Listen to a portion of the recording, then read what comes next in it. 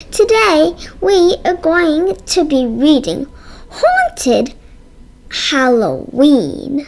This year, George was spending Halloween in the country. The last autumn leaves were falling. George and the man with the yellow hat were busy raking. Mrs. Reckons rode by on a bicycle. "Halloween's here! Hang on to your hat!" she shouted.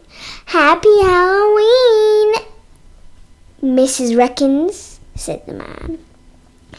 George was curious. Why would he need to hang on to his hat? George went to the Reckons' farm. There were so many pumpkins. His friend Allie and Bill were there too. "Hang on to your hat," said Bill. George and Allie were confused. Why has everyone saying that? "Haven't you heard of the legend of No-Noggin?" Bill asked. They hadn't. Then Bill told them the spooky story. A long time ago, there was a scarecrow perched by old lonesome tree. It had a big pumpkin for a head and a hat on top. But one Halloween, the pumpkin went missing. From then on, nobody called the scarecrow No-Noggin because it had no head. No-Noggin was angry. What good was a hat without a head? That's why every Halloween night, No-Noggin shows up and kicks people's hats off. George was spooked. A headless scarecrow ghost. "Don't worry," said Bill. "Just make sure you hang on to your hat on Halloween." George went home with his pumpkin. He wanted to see his friend and find out more about No-Noggin. "It's just a legend, George," said the man.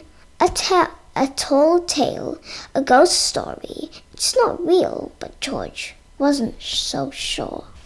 George and his friend decided to carve a jack-o'-lantern. George tried to get his mind off ghosts, but he needed to know if No-Noggin was real. The next night was Halloween. George and Allie were hiding near old Longstone tree.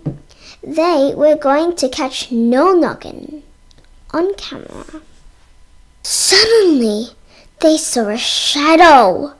Could it be No-Noggin? George took a photo, but it was only Bill in his wizard costume. Then George and Allie had an idea. Bill could help catch No-Noggin with his wizard eye.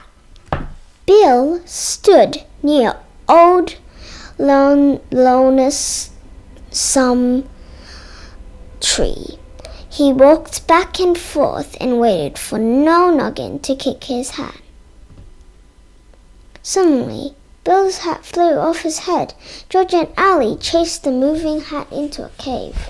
Inside the cave, they found Bill's hat and Jumpy Squirrel, and lots of other hats, all filled with acorn.